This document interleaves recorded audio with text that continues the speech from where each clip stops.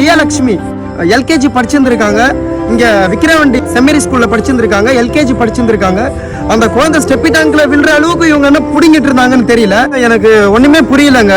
Government ஸ்கூலே பரவாயில்லங்க, private ஸ்கூல்னு சொல்லிட்டு பீஸ் மட்டும் வாங்குறீங்கல்ல.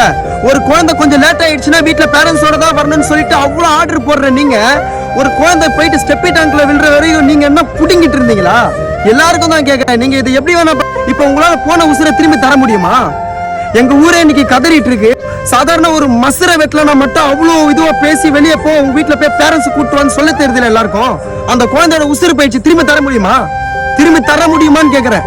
எங்களுக்கு தெரியாது, நீங்க என்ன ஆதாரம் காமிச்சாலும் சரி, இதுக்கான பதில் நீங்க கண்டிப்பா சொல்லிதான் ஆகணும். நீங்க என்ன புடுங்கினாலும் சரி.